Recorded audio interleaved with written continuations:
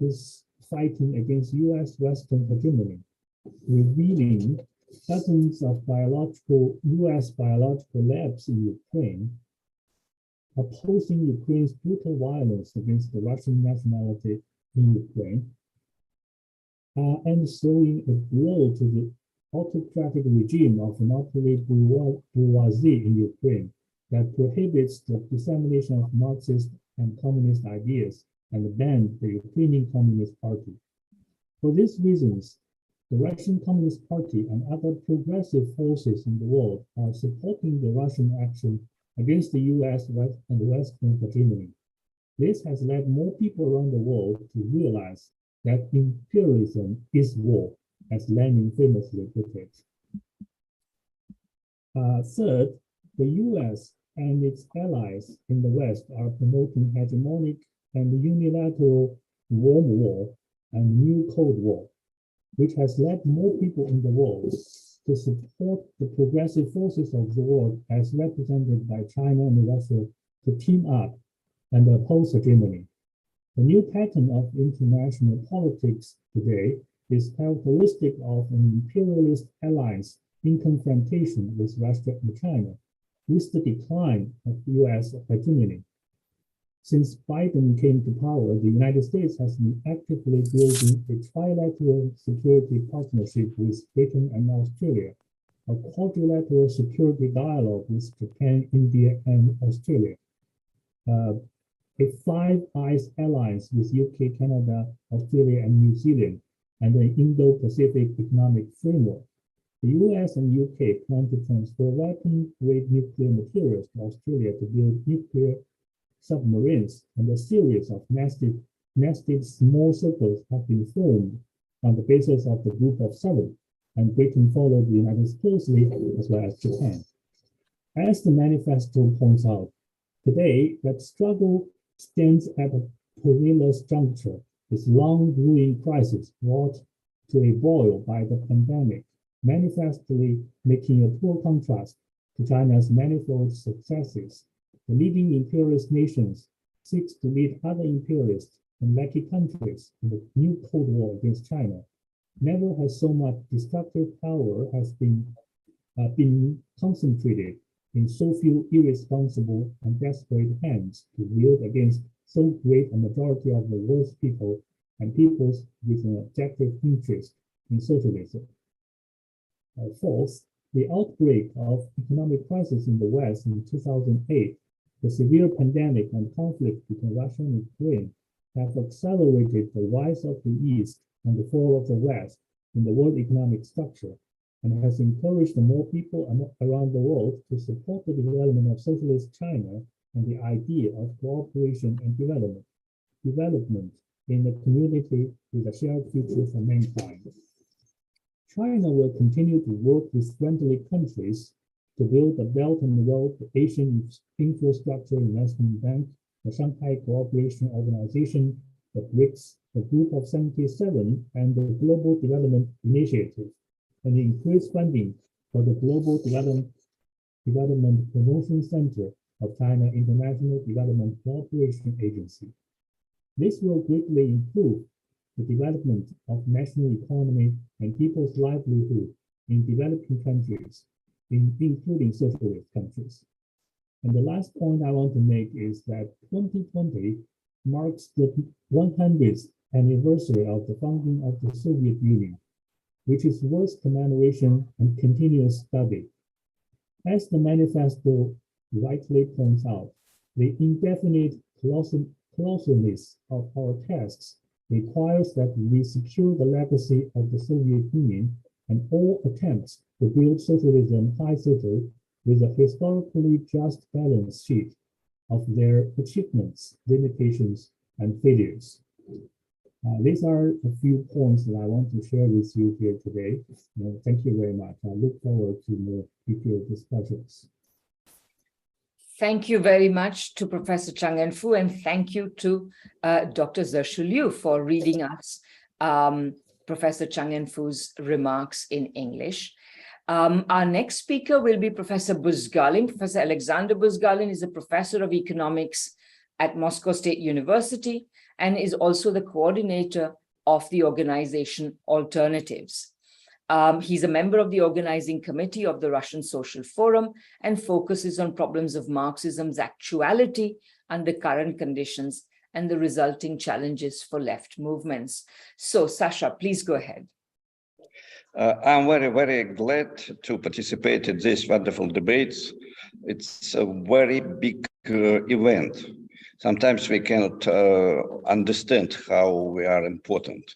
And I am very honest when I said this, because the situation is extraordinary. Necessity in new theory is extraordinary. We cannot make new mistakes. In past socialist forces made some mistakes.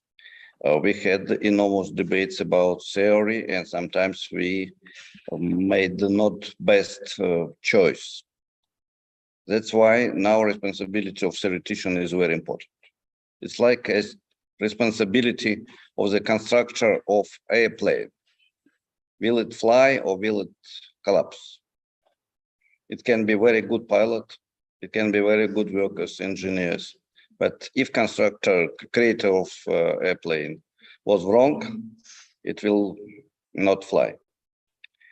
A few ideas, because it's very short period of time.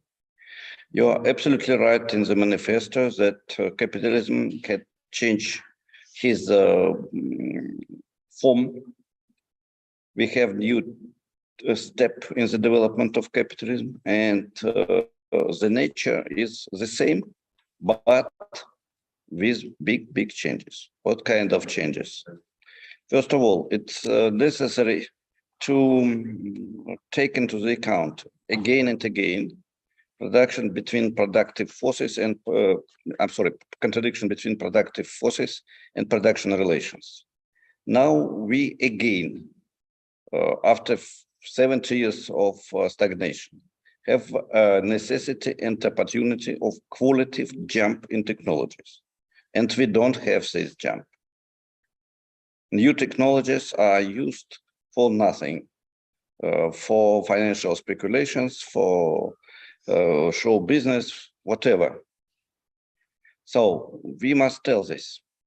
Capitalism cannot accept and develop mass creative activity of the people. We have a barrier on the development of these opportunities of personality in each country, not only in developed countries. It's first point. And we have, because of that, second idea, which I want to stress, we have opportunity of development of new forms, new directions of socialization of capitalism. I want to stress, for me, late capitalism is period when capitalism cannot develop without elements of socialism, even communism. We have free of charge distribution of information, absolutely free without limits. This is element of communism. We have free of charge education, healthcare. We have necessity to solve ecological contradictions, and for that we must have again all world, all mankind as actor. This is elements of new quality of life. And capitalism must develop these elements of future in order to survive. This is a contradiction of modern capitalism. He must kill himself in order to survive, if I can say so. Because capitalism doesn't want to kill himself, even for survival, it will develop, and it is already developing, elements of refeudalization. We have a reactionary trend of the history. Instead of progress, we have regress. History is going back, unfortunately. And we have decades of this opposite direction of not evolution, but involution. We have forms and appearance of this, which everybody knows, starting from permanent wars, new wave of militarism, even new forms of imperialism, when not only capital is actor, but countries fighting for territories. It's feudal model of empire to create big territory, not to create basis for your own capital, not only create basis for your new capital and so on. And also internal relations, which include more and more semi-feudal forms of subordination and exploitation of labor. So this is challenge. As the partly qualitatively new forms of socialization, because it's still capitalism, or refeudalization. If this contradiction will not be solved, we will have a revolution. And this revolution can be, in the same time, uprising, which will lead to defeat of progressive forces and enormous regress of mankind, including fascism. And I think we must mention in manifesto problem of revolution. 30 years ago, everybody was talking only peaceful, only democratic methods of movement towards socialism. I'm sorry, but today's situation shows that it's very probable to have global wars. And in this situation, only peaceful, only democratic methods will not work. I'm not happy about it, but this is the reality. So we must talk about this. And if we are not ready for progressive revolution, it will be counter-revolution. We have also, this is big question mark, new form of subject of progress, of qualitative changes of society, both reforms and revolution. Industrial proletariat, yes. And you mentioned, and this is very important, that industrial proletariat, again, is the most massive part of working class in the world. But at the same time, we have new social actor, and I want to stress this social actor. Creative workers of social sector.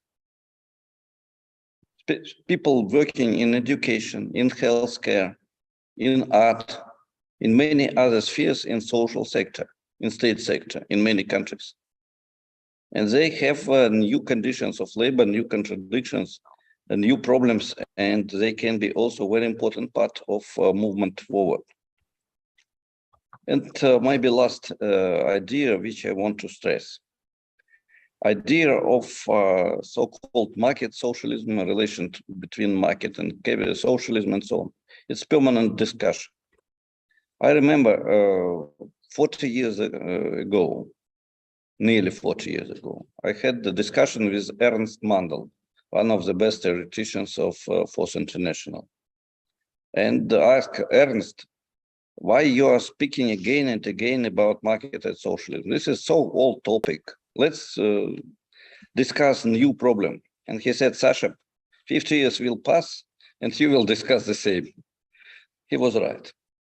And I want to stress in connection with China, with other countries which are moving in this direction of combination of elements of market and socialism. First, you are in the process of combination of capitalism and socialism. And not simply capitalism, but late capitalism. Forms, methods, elements of relations which you are using are forms, methods, and relations of late capitalism. It's modern financial system of capital. It's modern system of corporations, of exploitation of labor, and so on. And new forms of socialism. And here problem is direction of transition. Definitely, it is impossible to jump towards socialism without elements of capitalism inside future society. It's all the idea of Karl Marx, But what is important? We are moving towards negation, dialectical negation, not abolition, but dialectical negation of these relations, step by step, and creation of new society. Or we want to keep status quo forever. In other words, this mixed society with elements of capitalism and socialism. This is forever, or we have future. Future which will be another type of social economic relations than we have now. And if we have future, we must start to build this future today, now, and see our society in China, in other countries, especially it is important for Latin America, and see modern society, today's society, as a road from past to future, not a status quo forever. And this historical approach, dialectical approach, is extremely important. That's why postscriptum. Dear comrades, let's remember about dialectical method. I'm sorry, but I know a little bit Western Marxism, Eastern Marxism, post-Soviet Marxism. We have a few scholars who use dialectical method in practical theoretical work, a few. And this is crime, I can say. We are postmodernist and positivist in our methodology very, very often. And if I'm wrong, I'm happy. So let's be dialectical. Let's be really thinking to the future and understanding complexity of the contradictions and tragic character of these contradictions, which can lead to mass violence. And we must be ready to give our response to this. Thank you.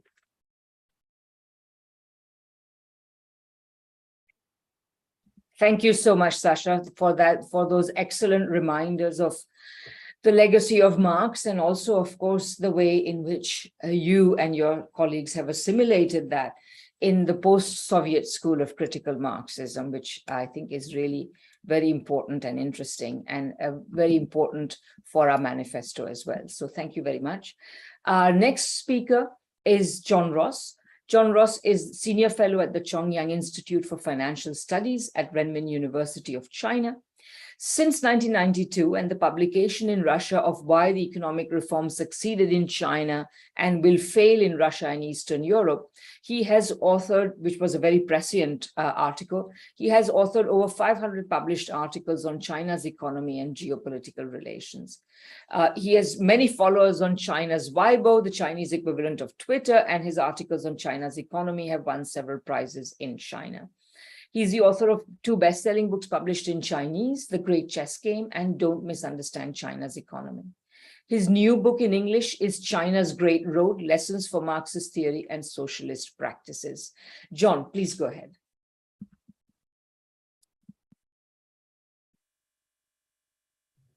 Okay, thank you very much. Okay, let's look at the manifesto 1 year on and test it against the big events which have taken place. For me, this is one of the most important places in what we may call the global north, which has managed to maintain its bearings amidst the events which are taking place. And what are the events which are taking place? They are the rising curve, an increase in escalation of military aggression by the United States. Let's look at what has taken place. 1999, the first stage was the United States increasingly militarily attacked developing countries. So we had the attack on Serbia, in the bombing of Serbia in 1999, the invasion of Afghanistan in 2001, the invasion of Iraq in 2003, the bombing of Libya in 2011, the US intervention in Syria from 2011 up to the present stage. But now the United States has passed a new qualitative threshold. That is, the United States has decided that it will take the risk of a war, a confrontation with a major nuclear armed state. That is the United States' creation of the war in Ukraine, because there should be not the slightest doubt about this, that the United States and its attempt to expand the war expand NATO into Ukraine is responsible for this war. Indeed, the United States has been prepared to plunge the European continent into chaos as a result of that. We have a major war in Europe. We have rapid inflation. We have economic crisis and political crisis in several European countries. What does the United States wish to follow this up with? It wishes to impose the same upon Asia. That is by its attempt to create the same type of conflict around Taiwan against China. Fortunately, the Asian states, because most of them are in the global south, are more sensible than the West European states and have refused to go along with this. So far, the US attempt to create a equivalent crisis to the situation in Ukraine in Asia has been a failure. But that, of course, doesn't mean that the United States is going to give up. To be frank, the majority of the left in the global north has totally failed in this test. It has, in the worst cases, supported the policies of the United States. That is the so-called policy of defending Ukraine, of supporting Ukraine, etc., of proclamations of new theories such as the sovereign right of Ukraine to join NATO. What a wonderful thing for the sections of the left to be putting forward. And it has failed to see the dynamic which is taking place. The Manifesto Group is one of the places which foresaw these events and has not done so. And that's why it's done. And there are increasing forces. These are scattered. But nevertheless, they are in the global north. We can contrast this with the situation in the global south, which shows quite a different picture. In the global south, the overwhelming majority of countries and the overwhelming majority of humanity has refused to go along with this policy of the United States of provoking the war in Ukraine. It has refused the sanctions. It is, in some rather surprising groups of people, have told the United States to go to hell, such as, for example, the Indian government, of which many people here will not be great fans. The Saudi Arabian government, which possibly is one of the few governments which would have even less fans amongst the people here, because the United States is carrying out such an attack on the people of the world that it's resisting. We also see the situation in Latin America, where fortunately, not merely has the left held out, but it is advancing. We all know that Venezuela and Cuba, despite the blockades and the sanctions, etc., have maintained the path of building socialism and continuing to orient towards socialism. And the left has been advancing in the last period in Latin America. After the disorientation after 2014 with the collapse in the commodity price boom, the US thought Latin America was going to resume being its backyard. Well, it hasn't done so. There have been many successes which have taken place in Latin America. For the first time, a leftist candidate, not extremely radical to be quite honest, has become the president of Colombia. The coup in Bolivia was successfully defeated. And we have an event at the end of this month, which of course can actually change the geopolitical situation significantly. That is, if Lula is to win the presidential election in Latin America. So fortunately, other forces are joining into the heroic resistance which has been put up to Cuba by Cuba and Venezuela, and some other forces. I don't have time to list everybody. And the Manifesto Group has been totally orientated to that. Then also we see something which is taking place at the present time in China, which is China's not gone backwards. China has gone forward. Anybody who follows the situation in China shows there is now at the present time, China has achieved the greatest success in eliminating poverty in human history in the number of people. Even by World Bank standards, 853 million people have been lifted out of absolute poverty. In China's national criteria, absolute poverty has been eliminated. China has also stood up with very skillful foreign policy against the attacks which are being made by the United States upon it. For example, in the South China Sea, the United States have been trying to create a totally artificial crisis. because in the South China Sea, the countries around the South China Sea want to get on with peaceful economic development. Fortunately, unlike the chaos in Europe, they're growing rather well. Their population is developing. I'm not a great fan of all of these regimes. I'm not a big supporter of monarchy, for example, if we take some of the countries here. But nevertheless, they have had the good sense to refuse to go along with what has happened in the United States. So we see, therefore, a very sharp division in the world. I'm afraid, amongst large part of the left in the global north, confusion, retreat, and apologies for the United States. Let's call it by its right word. The Manifesto Group has been one of the forces internationally that has not gone along with this due to the orientation which is contained in the manifesto. And those forces in the global north should not believe that they are isolated. The forces in the global south, in China, are continuing to stand up against this US offensive and to go forward. So that's why it's good reason to have a discussion and celebrate 1 year after the production of the manifesto. We're not powerful enough by ourselves to change the situation, but you have to fight under whatever circumstance you find yourself. Unfortunately, some very powerful forces in the world are on the same side as us. So that's the perspective we have to adopt, and therefore congratulations after 1 year is in order. Thank you. End. Thank you so much, John. That was really great to hear, very clear as always, and concise, and I think to the point. Our next speaker will be Carlos Ron. Carlos was born in Venezuela and is in Venezuela, is Vice Minister of Foreign Relations for North America, and currently serves as the president of the Simon Bolivar Institute for Peace and Solidarity Among Peoples.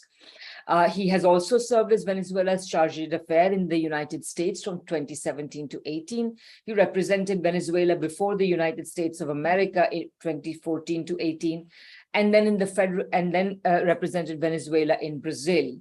He's been advisor to the Office of Presidential International Relations, coordinator of the research program on regional integration and multilateral agreements at the Miranda International Center. So, Carlos, please go ahead.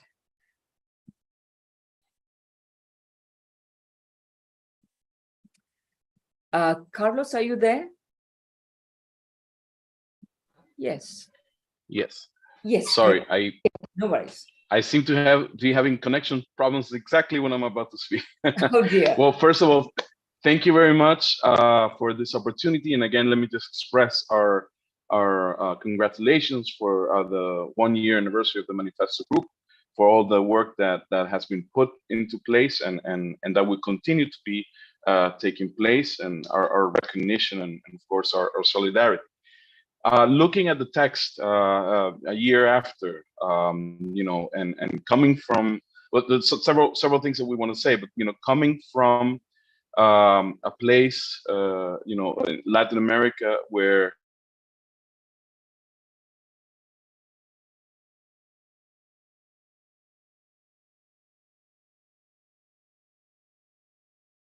sorry about that. Can you hear me? Yes, we can hear you. Sorry about that. I'll try once again. I'll leave the image off just so that. Mm-hmm.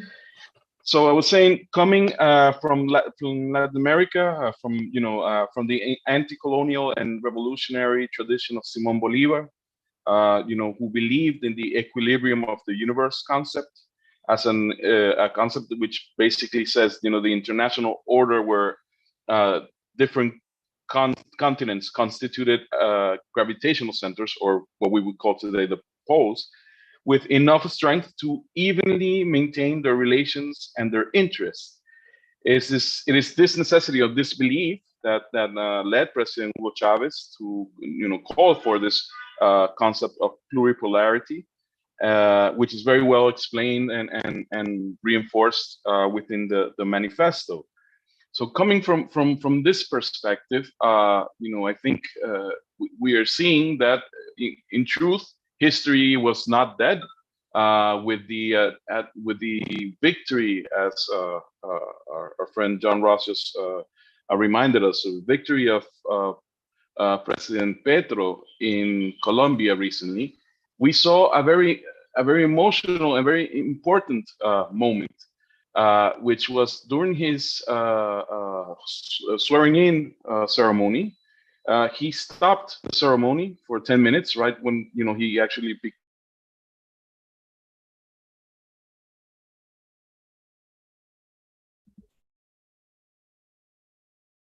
Carlos? So sorry, friends. Saying we saw this important moment when President Petro was being sworn in. Hello? Yes, we can hear you. Yes, that the sword of Simon Bolivar was brought in to the ceremony. And what is remarkable is not that fact in itself, was the reaction of the people. And because the crowd was very engaged and lively and very excited, and because it is what it represents. And again, what we see is that the current forms of imperialism have wanted to take away from us our identities, our histories, our the history of our struggle.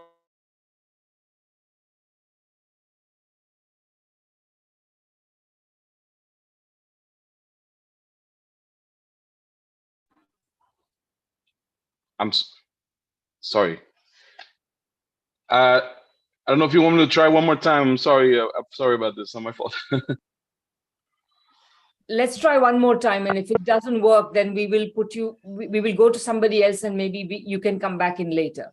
Yes. Yeah. Thank you. And again, apologies. All this to say, the importance that we are here from Venezuela, for example, I think looking at the manifesto, looking at the current challenges that we are faced with, this idea of the expansion of NATO, this idea of the defense of this rules-based international order, but whose rules and under what conditions, which is very clearly stated in the manifesto that is basically a denial of the rights of the third world.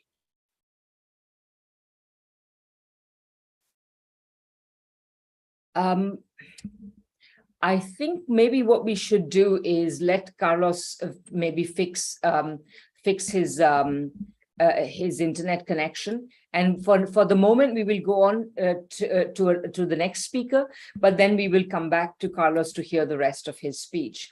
So our next speaker is Jenny Clegg.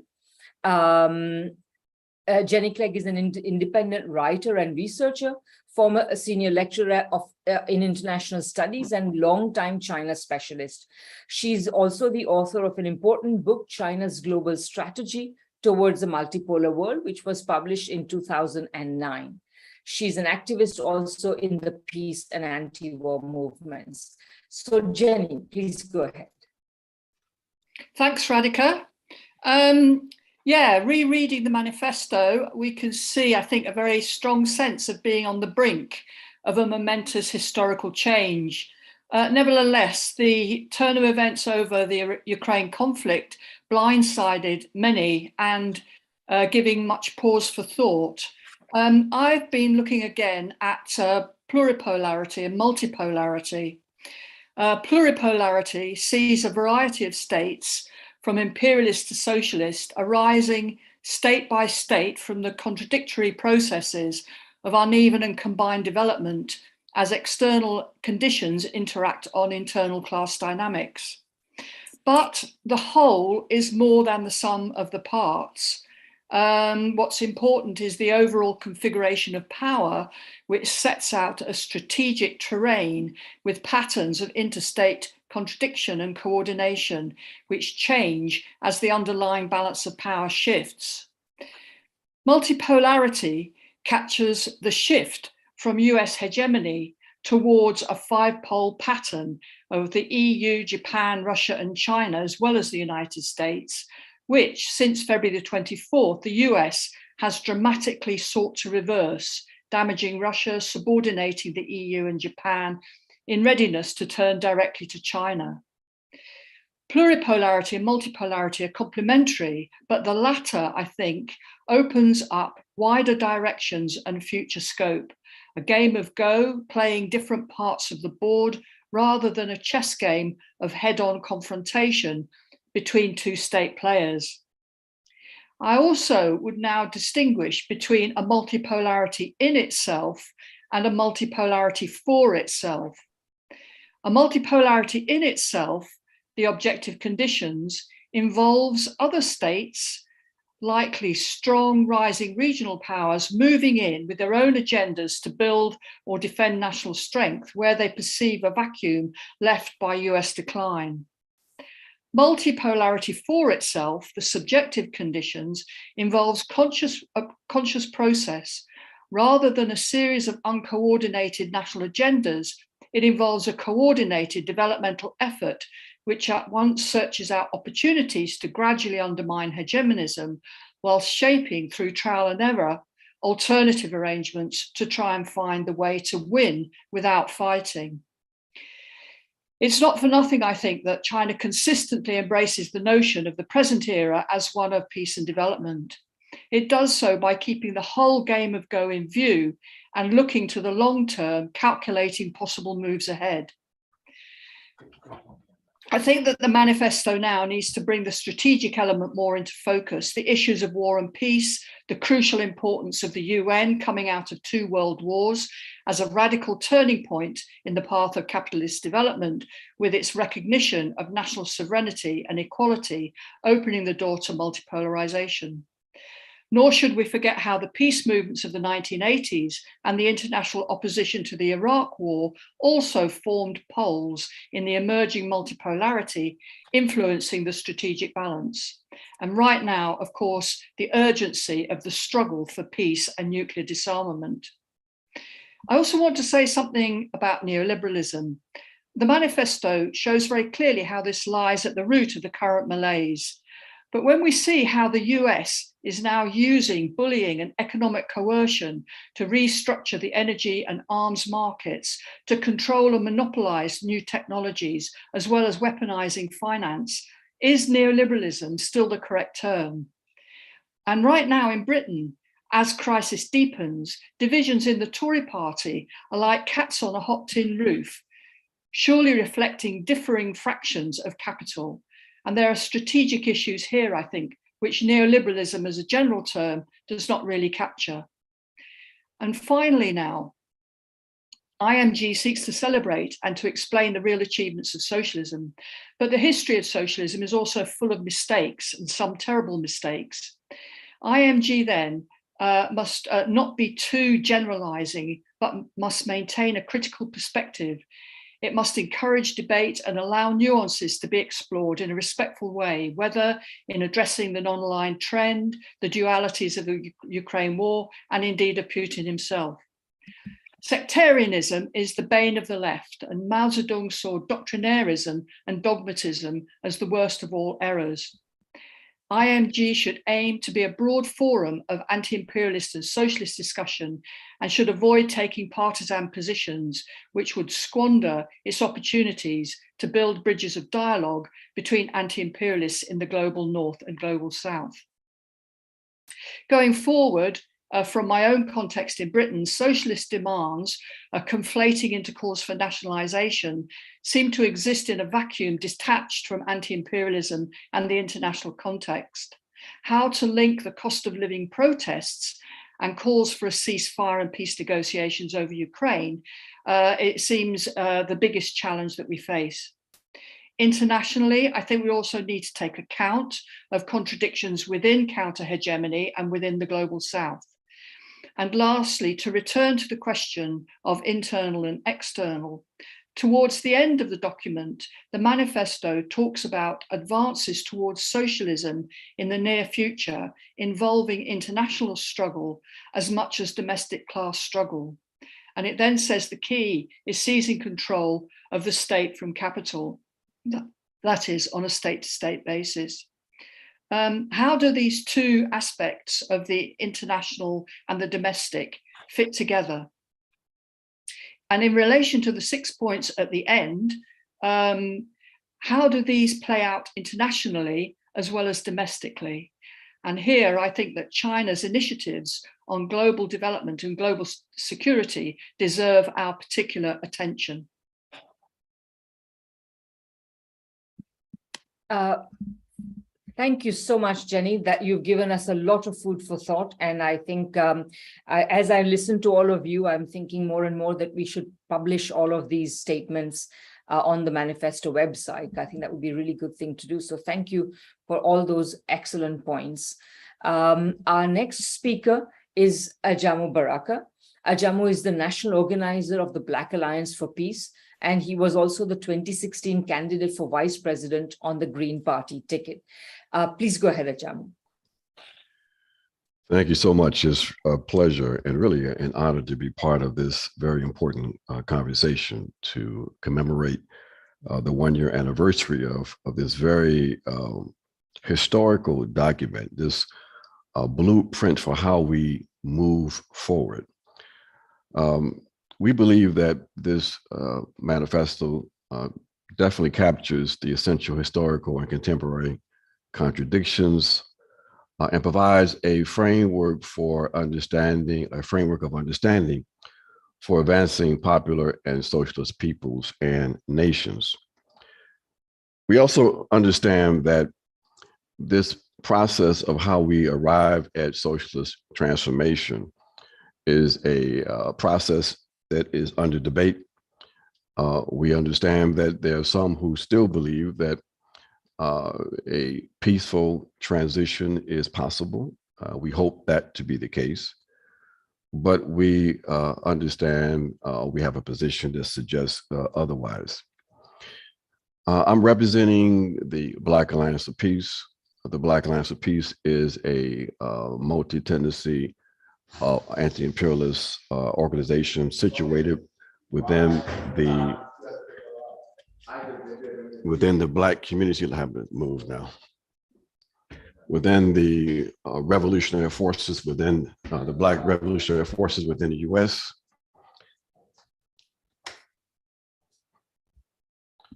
We're situated, we're based primarily, it's a national formation, but our orientation is situated in the South among what we refer to as the African working class and the colonized people of the United States of America. So we see ourselves as part in the North, but politically connected to the global South. That is our perspective. That is the politics we bring to these processes.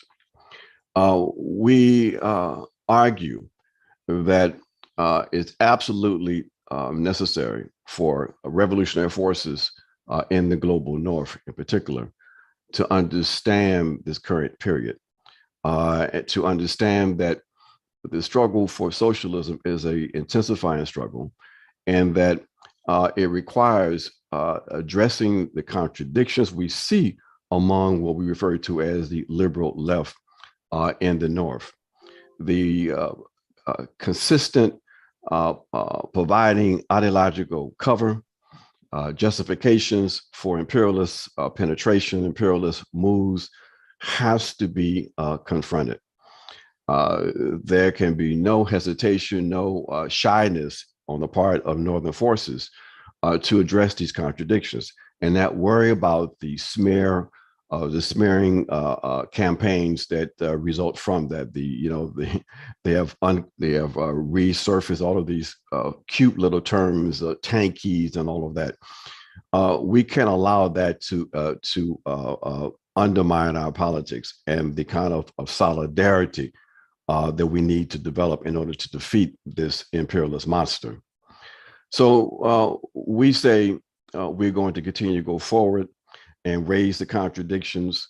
One of the issues that we want to just touch on very briefly as we take this opportunity to be in dialogue with all of the fantastic activists and scholars on this call is a situation that's developing with Haiti, and the contradictions that is developing among the liberal left, and the questions it raises regarding the role of the United Nations and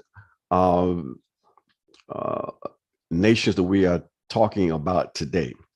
The situation with Haiti, of course, very briefly, we all know that the U.S. has been moving toward providing a justification for intervention. the Biden administration will float a resolution at the Security Council probably on Monday, calling for a intervention based again on this bogus concept of humanitarian intervention, the responsibility to protect, in light of the fact that the people of Haiti are resisting and calling for non-intervention. They are calling for self-determination and democracy. But the paternalism and the racism of the liberal left is such that they have fallen prey to this racist trope that the Haitian people are unable to govern themselves, and that people in the North know better than the Haitian people themselves what their needs are. We are going to call for on Monday, that is the Black Alliance of Peace, a rejection of this resolution, and we're going to call on either Russia and China to basically veto this attempt. And we're going to take a very aggressive position on this, friends, because we're not going to allow, once again, any position in which these two powerful nations pretend that they don't understand the consequences of their non-action. The memory of Libya is fresh in our consciousness. So we're going to call on these nations to veto this action, to stand with the Haitian people and not allow another advancement by U.S. imperialism. So the U.S., EU, NATO axis of domination continues, is not going to be defeated by just shouting at imperialism. We share the concern and the position of our friend who presented this morning, Professor Buscali, that while we love to see a peaceful transition, it's quite clear that the U.S. commitment to full spectrum dominance, their military first positions suggest that they are prepared to blow up the entire globe before they peacefully give up global hegemony. In the U.S., and I'll finish on this, we see that the kind of collaboration between the northern liberal left and the U.S. bourgeoisie is resulting in this justification, this support for these kinds of aggressive policies, including the aggressive repressive policies now being directed at the African revolutionary movement. Many of you have heard about the FBI raids on the African People's Socialist Party. So we are saying to everyone that this struggle is going to intensify. Those of us who are in the belly of the beast, if you will, in the middle of this empire, we are calling on folks to be vigilant, to support these struggles, and for us to all understand that for us to defeat this monster, it's going to take a horrific struggle. But with the work of this International Manifesto Group providing us the theoretical frameworks and the international connections, there's no doubt that we will be successful. So thank you so much for allowing us a few minutes to share. And we have circulated this among our hundreds of members, and we have been debating elements of this. And we thank you for this contribution, and want you to know, as we are in the middle of the United National Anti-War Coalition's Week of Action against the war in Ukraine, and the BAP Month of Action against AFRICOM, that we will continue to struggle and to fight. And we have no doubt that in the end, the people will be victorious. Thank you so much. Thank you so much, Ajamu, for that ringing endorsement. We couldn't have it from better quarters. So, and I really love your analysis as well. And thank you also for mentioning Haiti. Pardon me, my dog is barking, but I will very quickly introduce our next speaker. Our next speaker is Keith Bennett. Keith is an active member of the International Manifesto Group and a consultant specializing in Chinese and Korean affairs. He's co-founder of Friends of Socialist China, which is a very important website, which everybody should check out, and is the deputy chair of the Kim Il-sung Kim Jong-il Foundation, KKF. Keith, please go ahead. Right, yep, coming. Yeah, thank you, Radhika. The late British Prime Minister, Harold Wilson, reputedly said that a week is a long time in politics. And certainly that might seem to be the case for the former UK Chancellor, Kwasi Kwarteng, you know, the one who turned up in Washington for the annual meeting of the IMF, declaring he wasn't going anywhere, only to have to leave early to return home for the dubious pleasure of being sacked. But if a week is a long time in politics, it's already 1 year since we launched our manifesto, Through Pluripolarity to Socialism. Of course, in the broad sweep of human history, a year is far less than a blink of an eye. But perhaps we should reflect more on Lenin's famous observation that there are periods of years when nothing seems to happen, and then there come days into which years are compressed, and we seem to be headed more in that direction. Two things occupied particular attention when we were drafting the manifesto. One was the global COVID-19 pandemic, the variegated response to it, the contradictions that it had brought to the surface and exacerbated, and the social, economic, and political crises it had triggered. The other was the chaotic US, British, and NATO withdrawal from Afghanistan, and the ignominious collapse of the puppet regime they had sought to leave behind. We noted that the response to COVID-19 on the part of the socialist countries had been exemplary, and that has continued to be the case, whether in China, Vietnam, Laos, Cuba, or the Democratic People's Republic of Korea, despite the fact that the last two named countries have labored for decades under crippling and asphyxiating sanctions and blockades. China, Vietnam, and Cuba have not only carried out exemplary policies at home, they have been providers of much needed aid, primarily to developing countries, but also to developed countries, in the finest traditions of working class international solidarity. By being the very first country to introduce lockdown measures, the Democratic People's Republic of Korea registered not a single case of COVID for over 2 years, and then, thanks to a huge nationwide mobilization, rapidly suppressed the virus when it finally entered the country. As the manifesto stated, no wonder the ruling Communist Party of China celebrated a proud centenary in July 2021. As we meet today, the 20th National Congress of the Communist Party of China has opened in Beijing. It will not only set the scene for the next 5 years of China's socialist development, but also map out more generically the route from the achievement of a moderately prosperous society and the complete elimination of extreme poverty, achieved just before the first centenary, that of the party, to the realization of a modern, powerful, and prosperous socialist country in all respects by the time the nation marks its second great centenary, that of the founding of the People's Republic in 2049. What an inspiring vision, and what a contrast to the increasingly obvious dysfunctionality of the main bourgeois parties in the major capitalist countries, be it the United States, Britain, France, Italy, or wherever. China's dynamic zero COVID policies have literally saved millions of lives.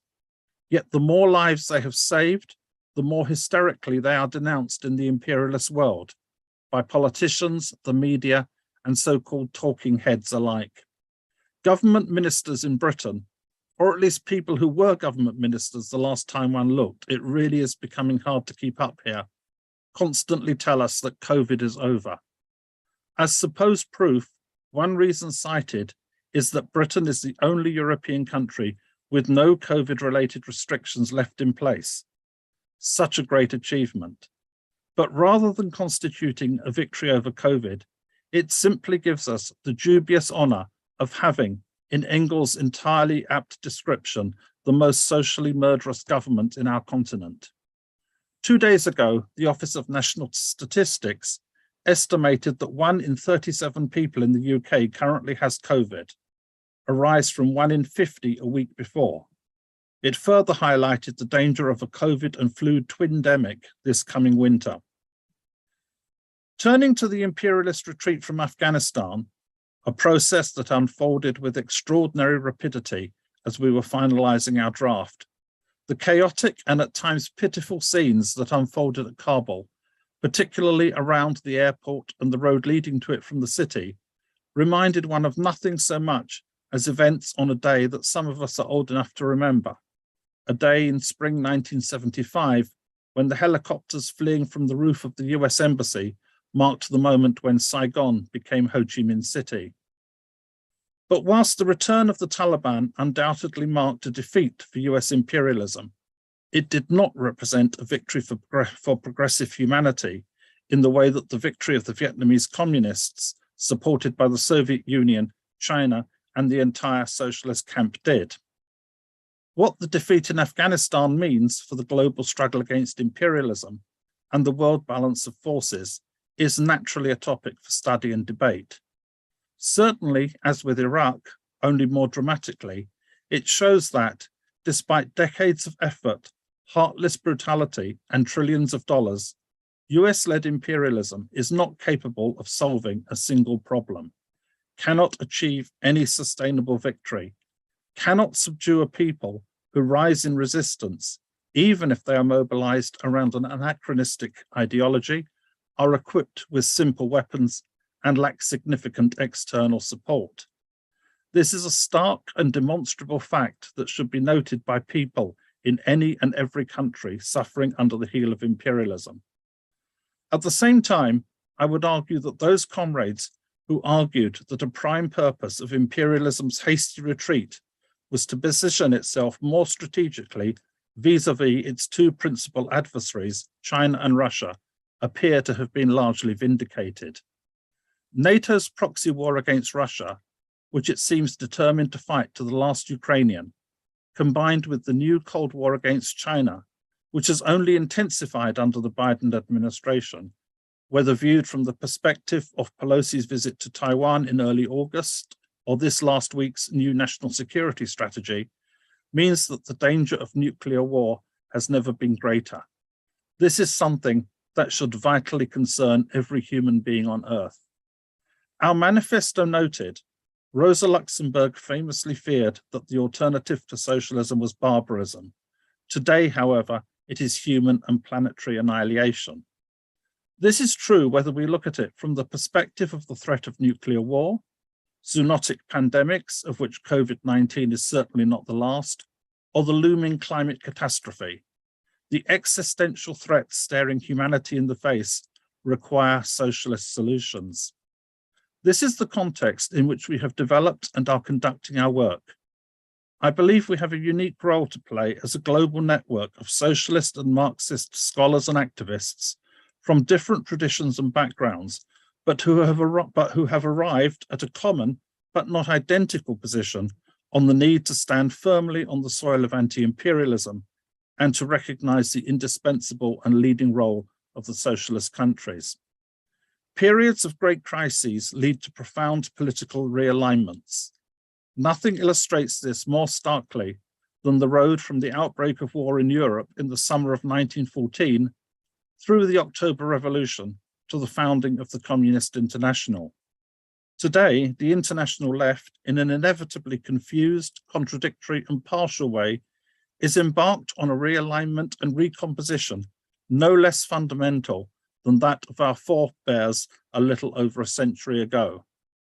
And the same interrelated questions are at its heart: whether to oppose imperialist war wherever it is waged, whether to support all those who fight imperialism, no matter the banner under which that struggle is waged, and whether to give resolute, wholehearted, and unqualified support to any and every country, no matter where and no matter how, where our class, the working class, takes power and sets out on the long and difficult road of building a new society, a socialist society. Let us all echo the title of the great Paul Robeson's autobiography, Here I Stand. Thank you very much. Thank you so much, Keith. That was just so well thought out, and I thought so well put. Wonderful set of reflections on what we've done and what we still need to do. Thank you so much. Our next speaker is Dr. Oleg Barabanov. Oleg is a Russian historian and political scientist and is the program director of the Valda International Club. He's also professor at Moscow's famous MGIMO University. So Oleg, please go ahead. Thank you very much, Radhika. Are you hearing me? It's okay? Yes. Also, let me pass my congratulations to all of us, because we see that in this year, the International Manifesto became really a very important theoretical document, but not only theoretical document. It became a solid base for practical activities, for practical reflections. And in that sense, one of the key preliminary aims to write and publish the International Manifesto was absolutely right in that sense. And also, we see that today the new National Congress of the Communist Party of China is started in Beijing. There already were some preliminary reactions of various international media. I've seen some of the newspapers in the US and the UK, and they are quite irritated by the Chairman Xi Jinping's speech. And it means that the global left movement, surely headed by the China's People's Republic now, is a real factor of pluripolarity, is the real factor of balance in the global world. And the irritation of the neoliberal media, the irritation of neoliberal politicians, which will rise in these couple of weeks during the Chinese Congress, will show exactly that. And it's also very symbolical for me as a Russian that about a month ago we had a death of Mikhail Gorbachev, the last general secretary of the Soviet Communist Party. And the comparison of the Soviet and Chinese path to the contemporary socialism, to the socialism of the 21st century is very characteristic, because with the Soviet Union and with Gorbachev as its leader, unfortunately, we saw the self-destruction of the Communist Party of the Soviet Union. We saw the self-destruction of the country. We saw the self-destruction not only of the political regime, but of all social achievements that the Soviet Union made during 70 years of its existence, and especially in 40 years after Stalin, when the social policy of the Soviet Union was more active and more real, as I would say. It all was destructed with Gorbachev, and many people after that, both in Russia and in the West, were saying that now the idea of socialism is dead, absolutely. It became only in the historical archives for 20th century and no more. But now with China, we see that there could be and there is another path for developing socialist ideas, to developing Marxist ideology, to connecting it with real national interests. And it's very, very good, because now, as also many colleagues said in our conference today, we all see the development of and the rising of popularity of left liberational ideas in Latin America, in Africa. Sure, the very strong factor to the future development of the left liberational ideas is the Black movement and other similar movements. And I see that now we can see in the future of the global left movement with good feelings. So, and for sure that no death of socialism, no death of Marxist ideas is happened. And I'll try to be brief, just a short point on the current events in Russia now. Because you all know that me and many other Russian speakers and the International Manifesto platform, we were very skeptical on Vladimir Putin's so-called openness to the left-wing ideas. We were saying that it was and is a typical playing of the right-wing regime with who is trying to attract more supporters abroad among the left intellectuals, among the left parties. I remember that several years ago, Russia was a host of the International Youth Festival organized by the anti-imperialist youth from the 40s or 50s. And there were clearly two paths within that global youth festival. One is sincerely left organized by foreigners, and another one is a kind of simulacrum organized by the Russian presidential administration.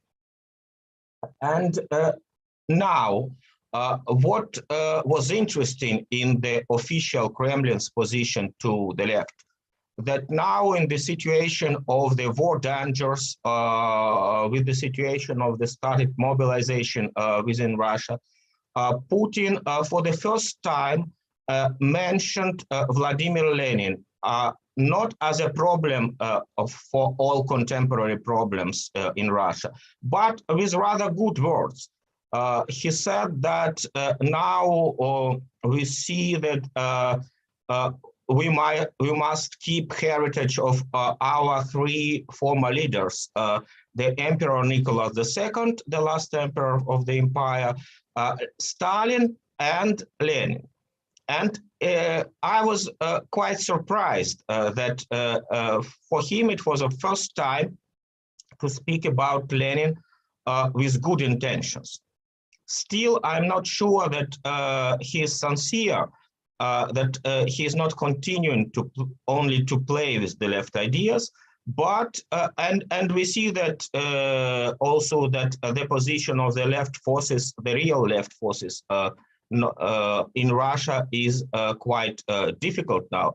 But at least for the moment, what I can see is that the war dangers provoked more openness from the official Kremlin position to the left ideas, to the name of Vladimir Lenin, to the, I hope, to the heritage of Vladimir Lenin.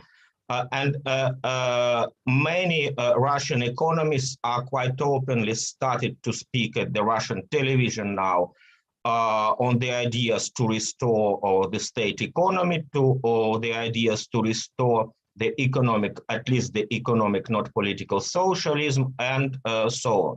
So we are now in Russia in a quite interesting position on the brink between the right and the left. Thank you. Thank you so much, Oleg. I think hearing your remarks is really fascinating, and I think you are certainly right that, or at least certainly I can't help feeling that circumstances are certainly pushing Russia in a very progressive direction, no matter the intentions of the leadership. So that's really fascinating. Thank you so much. Our next speaker is Dr. Gabriel Rockhill. Gabriel is a philosopher, cultural critic, and activist. He is the founding director of the Critical Theory Workshop and professor of philosophy at Villanova University. He's published 9 books as well as numerous scholarly journals and scholarly and journalistic articles. Most recently, he has published in English, Counter History of the Present. He has also published Interventions in Contemporary Thought in 2016 and Radical History and the Politics of Art in 2014. So Gabriel, please go ahead. Thank you, Radhika, and thank you to the entire International Manifesto Group. It is an incredible project, and I'd like to, I guess, begin by highlighting the strengths of it, because my approach to rereading the manifesto, given that I'm a practical person and a materialist, was to think not only about the manifesto as an isolated text, but more specifically about a year of webinars, public education, and collective scholarship. And one of the things that really struck me in both rereading the manifesto and then thinking back on this last year is that it's a very rare environment. John Ross foregrounded this, and I think it's extremely important. I myself am situated in the global north, and there's almost no platforms for ecumenical, historical materialist analysis on the basis of critical support for socialist projects and actually existing socialism that exists. And it's also a very high level of conversation within the Anglophone world. Moreover, it's truly interdisciplinary because you bring in economists, historians, sociologists, but you also have a very wide understanding of what constitutes intellectual work. So these aren't only academics by any stretch of the imagination. Of course, you have political leaders and journalists and activists. And so there's a real sense that what matters as intellectual work is not one's job, but one's vocation, and whether or not one is dedicated to mapping and understanding the major fault lines of contemporary class struggle. It's also resolutely internationalist, of course, from China to Ukraine to Brazil to Canada and beyond. And the content, one of the things that I particularly like about the material manifestation of the IMG is that it's always a digestible format. So the point is to connect with people and give them resources, not to simply either pontificate or go on at length with kind of academic presentations. And so overall, I've been very, very impressed by IMG's ability to produce high level and high quality, collectively resourced roadmaps of the state of contemporary class struggle in order to provide, in addition, a broad international audience with reliable coordinates for practical action. And so in the rest of my comments, I'd just like to highlight 3 points that I think are important or that jumped out at me, both rereading the manifesto and thinking back on this last year. The first is the role of the professional managerial class. On page 10 of the manifesto, you highlight that there's been an expansion of the professional managerial stratum under neoliberalism as production was offshored, centralizing management, engineering, design, legal, marketing, advertising, etc., in many of the Western countries. This professional managerial layer, you go on to say, elevated high above the mass of working people, enjoys many privileges, including access to private and public resources. Now, there are also, I think, among other things, this professional managerial stratum is tasked with the mind management of the masses through the bourgeois cultural apparatus, and that it is therefore a driving force behind so much of the dominant ideology within the imperialist core, including its anti-communism, its social chauvinism, and hence its pro-imperialism, as well as identity politics and other kind of obscurantist ideologies like postmodernism, deconstruction, and things like this. And so I think a further analysis of this class stratum would be very welcome, beginning with its historical formation and the global political economy that produced it. The history of imperialism, as we know from Lenin, would be very key to this analysis because he identified the material basis for social chauvinism. And that is that the extraction of monopolist super profits from peripheral societies created a labor aristocracy among the European working class, resulting in their embourgeoisement. But a further evolution of this through the course of the 20th century has been the development of this managerial stratum of the working class, particularly in the post-World War II era, that would go a long way, I think, to explaining how it's been shored up by agencies like the Central Intelligence Agency, by support for what they call the compatible or the respectable left, meaning the non-communist and pro-imperialist left. So much of this has been done, of course, by drawing on the opportunism of the professional managerial stratum. And one of the other great insights from Lenin is that it is perfectly obvious that social chauvinism's basic ideological and political content fully coincides with the foundations of opportunism. So a greater investigation into the opportunism and the way in which it's structured by global political economy and therefore orients this professional managerial stratum to a pro-imperialist position would be very welcome. We've seen this most recently, of course, with many of the pseudo-leftists. I'll give a shout out to Slavoj Žižek, who are completely on board with the pro-imperialist project being driven by NATO and the United States. The second point that really jumped out at me in rereading the manifesto was the issue of fascism and what we've seen over the last year, but also, of course, this has a deeper history. There are some references to fascism. It's a theme that's come up at times through the webinar, but it has not been as centered as some of the other topics. I think it's extremely important, given the circumstances that we're currently living in, that we understand the history of fascism, the fact that it was not defeated in World War II, but rather recuperated by the imperialist forces and redeployed internationally by Western intelligence services in an ongoing war against communism. And the obvious growth of fascism around the world is related, of course, to capitalism's inability to overcome its internal crises, as well as its failure to defeat its ultimate enemy, which is socialism and the global working class movement. I'm sure most of us know that in 2021, the UN General Assembly adopted a resolution condemning Nazism. And of course, the US and Ukraine voted against it, while a few countries, mainly US allies, ended up abstaining. It has also come out, as Etilio Boron, who I know is affiliated with the IMG, just recently detailed that there were internal documents that have been leaked that demonstrate the plans for the US use of Ukraine in a proxy war against Russia and, of course, ultimately China, predated the war itself by years. And so a further investigation into this deep history of the US imperialist core using fascist forces as its ongoing war against communism, I think is extremely important. Of course, this goes back, Douglas Valentine, one of the leading specialists on the history of the Central Intelligence Agency, has written that the CIA has been developing fascist assets in the Ukraine for some 70 years. And we know that the Ukraine is an international hub for this global project.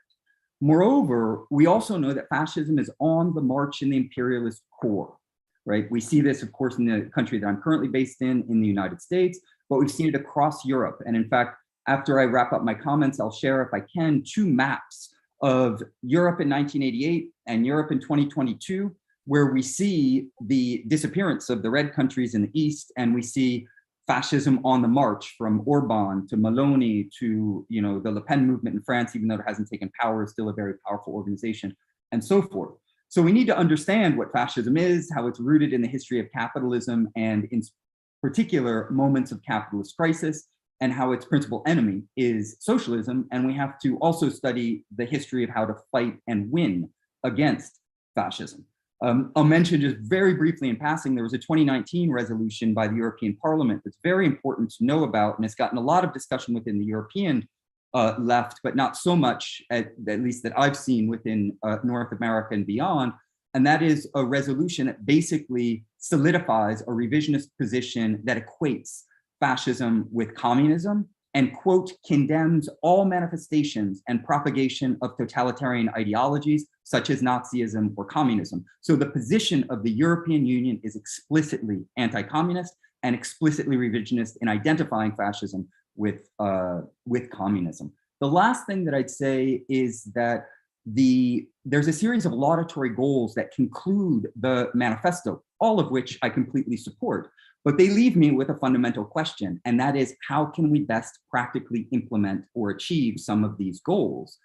And I think that while discussions like the ones that we're having are extremely important to this orientation, we also have to find ways of practically connecting them even more concretely to important organizations that can build collective power, parties, unions, and various organizations. So for me, moving forward, a crucial question for the early 21st century, and this again is from my perspective within the kind of global north, is that of socialist reconstruction.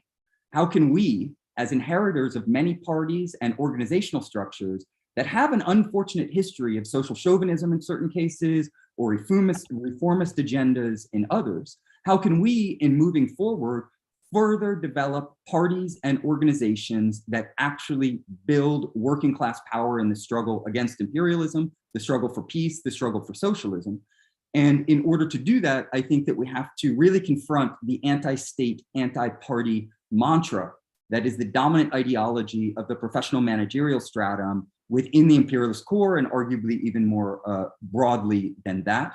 And so I'll conclude by saying that if we don't want to condemn ourselves to being canaries in the coal mine, singing beautiful songs of liberation until it all blows and the lights go out, we need to be working to develop powerful, practically oriented working class organizations that are anti-imperialist, pro-peace, and aimed at saving the planet and people before it's too late.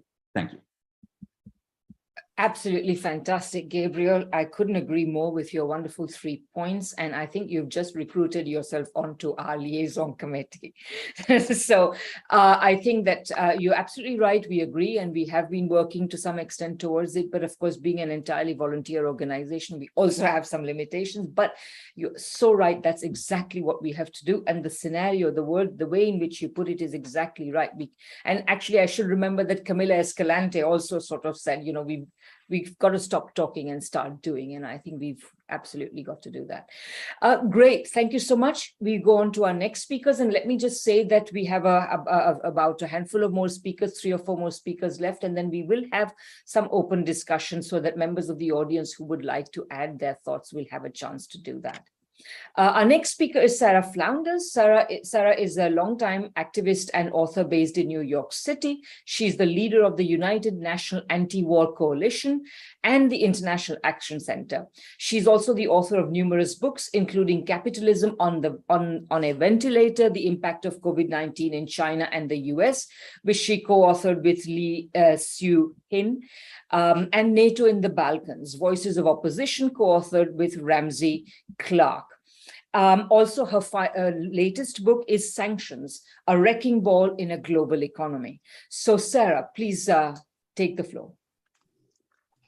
Thank you, Radhika, and thank you to the International Manifesto. Happy anniversary in this year in which the world has changed. We're celebrating a project, a document written just a year ago. Is it relevant? Yes, because it's clearly taking sides in a global struggle and siding with every country and movement trying to break free of decaying imperialism. It's looking at emerging developments. The manifesto is partisan, takes sides, so it's better prepared to understand the new developments and to immediately respond. And this has been a year of developments. The US-dominated unipolar world is unraveling at the seams. Now, the International Manifesto begins with an interesting historic comparison. They explained the year following the release of Marx's Communist Manifesto was a tumultuous year of worldwide revolutionary activity. Now, this past year has not been a year of revolutionary upheaval, but it has been a year of unexpected, unpredicted upheaval. The International Manifesto Group launched Through Multipolarity to Socialism in October of 2021, and they couldn't have imagined this year. The present expanding NATO war on Russia is not in the manifesto. It wasn't being discussed. It burst upon us less than 3 months after the debacle of the long US war in Afghanistan that ended in ignominious defeat. Now, a seismic shift is sending shockwaves through the global economy. We are on the cusp today of the biggest global capitalist crisis in history. This will change everything. It will force millions into motion. Their survival is at stake. And the French strikes are the first glimmer of what's coming. The well-established capitalist disorder, dominated by US imperialism and in place since World War II, is now on such shaky ground.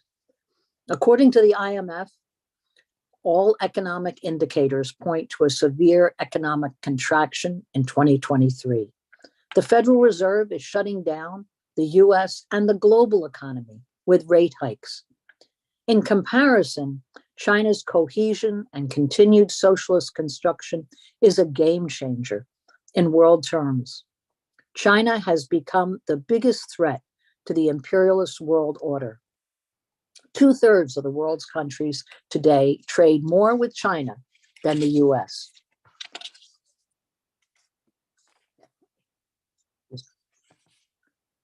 US strategy to encircle China with missiles, bases, aircraft carriers, disruptions and interferences in Hong Kong and Xinjiang. US sanctions are so sweeping they threaten to bar every form of technology to China. US corporate rulers are united, Democrat and Republican, and they vote almost unanimously against China while voting billions of new arms to Taiwan. The US-led West is waging war against Russia over Ukraine while threatening another war with China over Taiwan. Nuclear war has never seemed closer. What they call decapitation drills were just recently held in South Korea against the DPRK.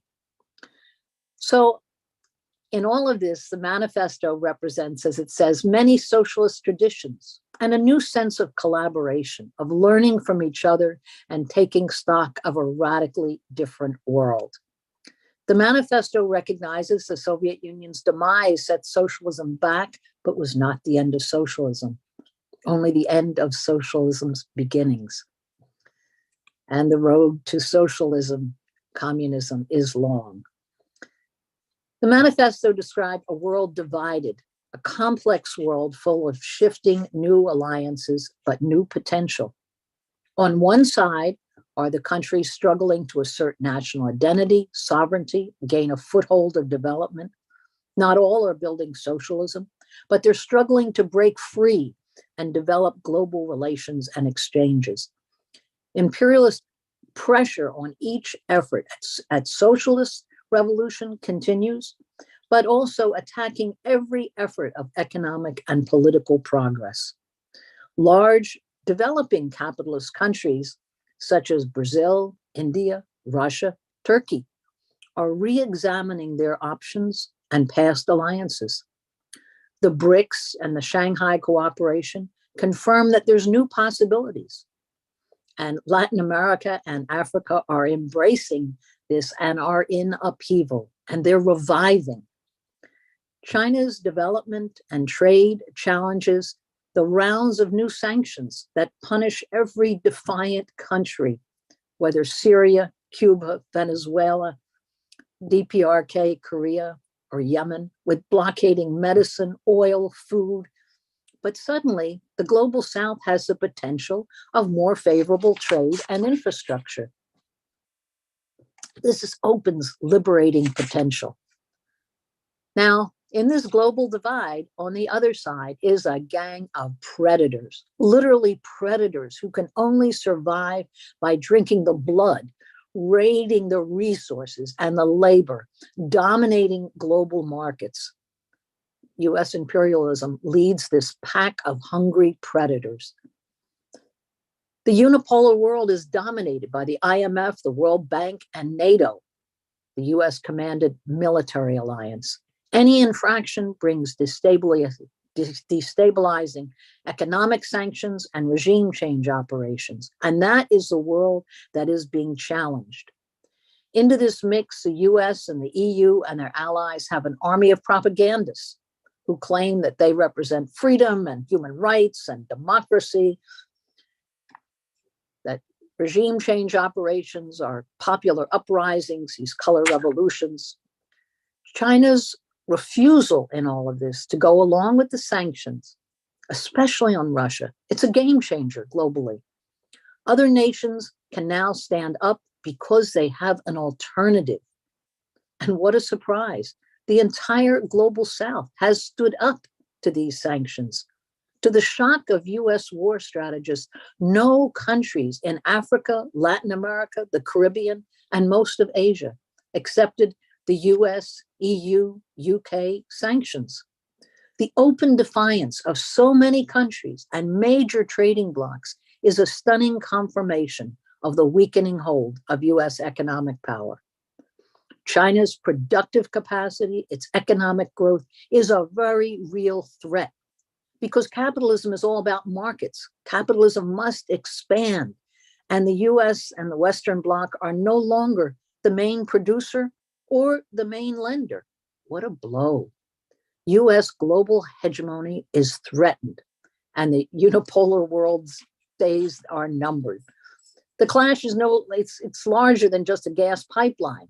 The US economy is focused on military production. It's the largest exporter of weapon systems. It's an essential prop to the economy.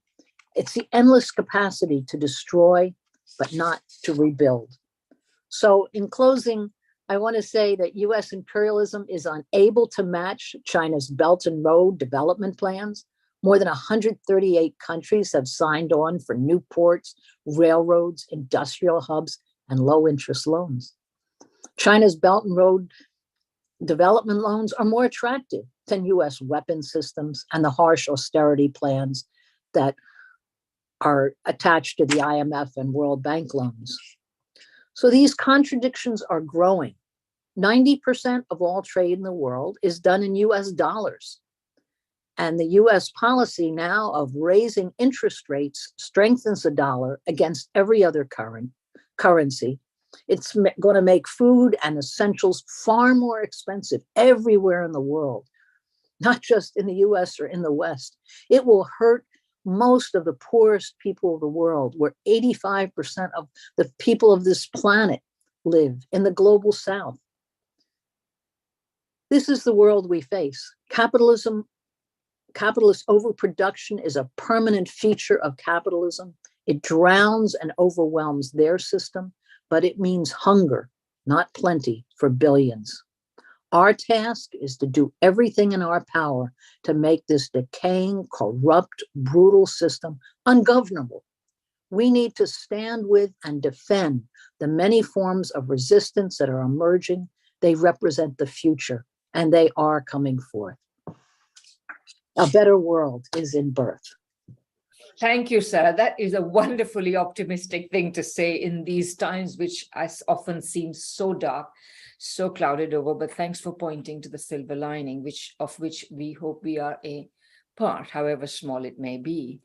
Thank you. So we go to our final three speakers. Alan Freeman is next. He's co-director with me of the Geopolitical Economy Research Group here at the University of Manitoba. He was an economist with the Greater London Authority between 2000 and 2011, where he held the brief for creative industries and the living wage. He's also the author of The Benn Heresy, a biography of the British politician Tony Benn, and has co-edited 3 books on value theory. He's honorary life vice president of the UK-based Association for Heterodox Economists and vice chair of the World Association for Political Economy. Alan, I see you are already starting, so please go ahead. We can't hear you, Alan, if you are speaking. I can't work out how to make Okay, we can hear you now. I can't work out how to make this graph move on. I can only display it, but I'll do what I can. I want to follow on from what many of the speakers have said. I won't mention names because pretty well everybody has said something that allows me not to say it. I am of the view that Sarah just stated, which is we are on the verge of a tremendous knockdown crisis in the North. And this is going to have very large implications. And I want to put this in the context of the following question, a very simple question. Why is the left in the North so small? And will that change? And I want to raise a question which has occurred to me in the course of writing about this, which is what has happened, which I think we should address. I think the Manifesto Group should address this question. What has happened to the original project of Marx and Engels to create an international of working people? What has happened to the slogan, workers of the world unite, you have nothing to lose but their chains? Well, imperialism happened to it. That's the simple explanation. But I think more than that happened. If you look at the history of the attempts, there was the first international, which founded essentially on the split between the Bakuninists and Marx. There was the second international, which was the mass international, coming after the Great Recession of 1870, that gave birth to sort of modern socialism and modern communism as a world movement. And we should not forget that without the Second International, I'm not sure the Bolsheviks would have existed, because the Bolsheviks were a faction within the social democracy. So that what happens is communism emerged out of social democracy. I mean, I come not to praise social democracy, but to bury it. But you have to recognize one's origins. So there was a historic split in the world movement at that time. And the way that communists since then have oriented themselves is to suppose that the 1924 conference of the Comintern, which is probably the highest point of understanding of the relation between imperialism and socialism, was creating a basis to correct that. So what emerged then was the Third International, the 27 points and so on, the Communist International. There was then, divisions, as we know, within the Third International, the project of creating the Fourth International, which, as far as I can make out, although I was a member of it for many years, has simply become an instrument of imperialism. What I think we haven't looked at is the fact that the Third International was dissolved. So there has been, for 70 years, no mass organization of working people worldwide. It has not existed. The incubator, therefore, for working class struggles remains confined to the national sphere. We don't operate on the international sphere. Now, when you have countries such as socialist China that are actually promoting messages that have a resonance amongst working people the world over, of course, that in a certain sense acts as a surrogate. But I don't think there is a substitute for creating a mass international organization of workers.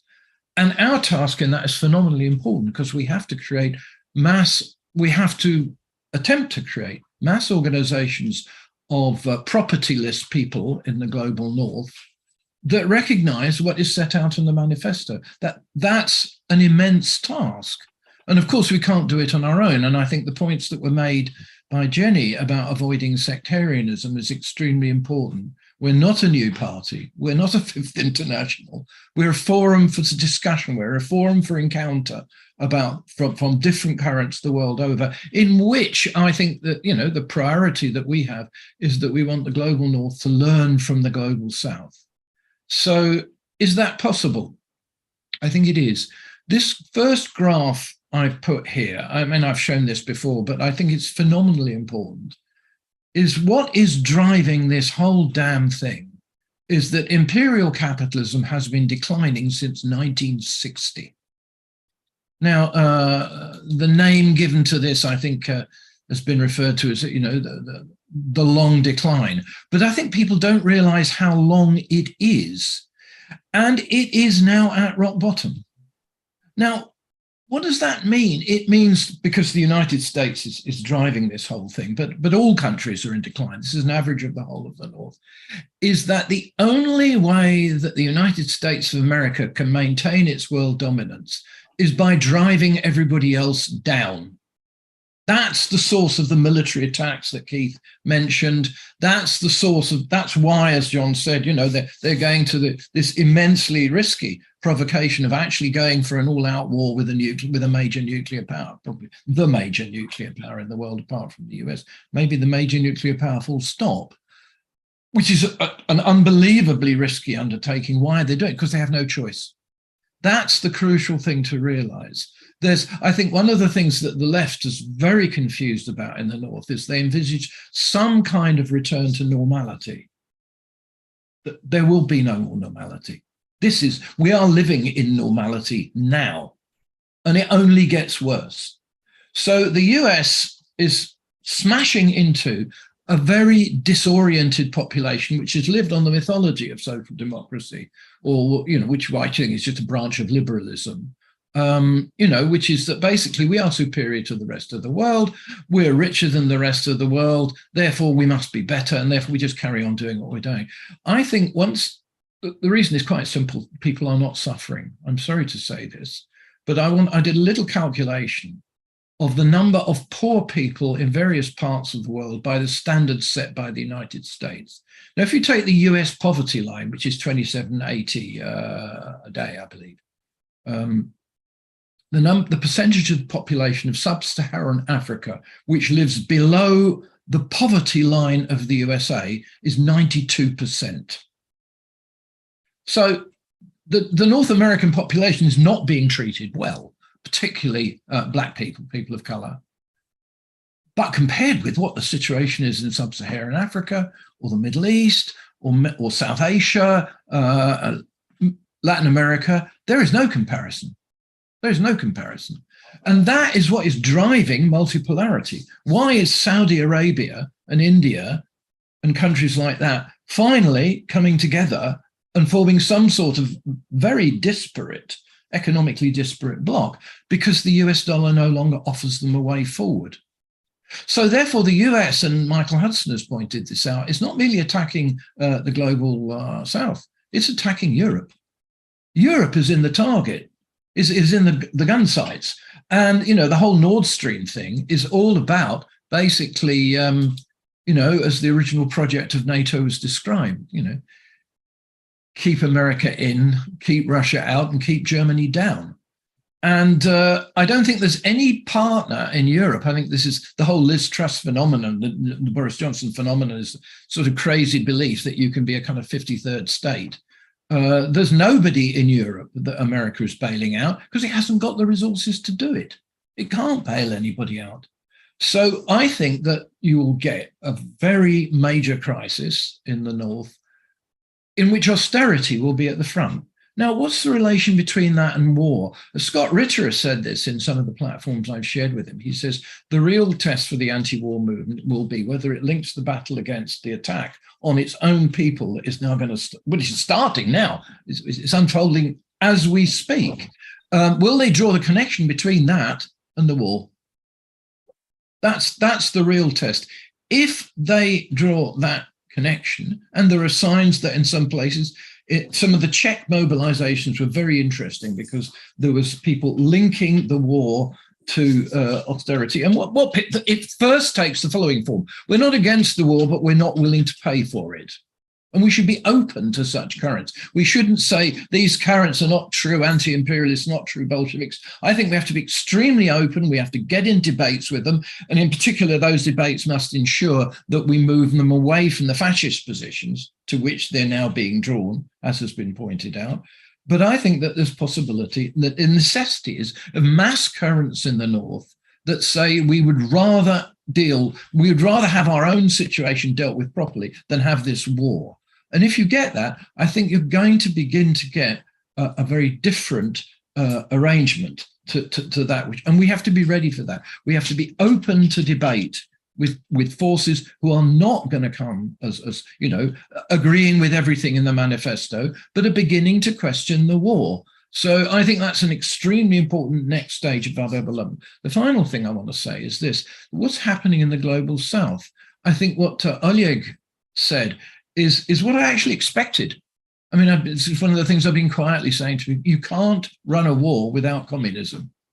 And one of the things that people don't realize about the history of the United States is that whenever it went to war, it went communist.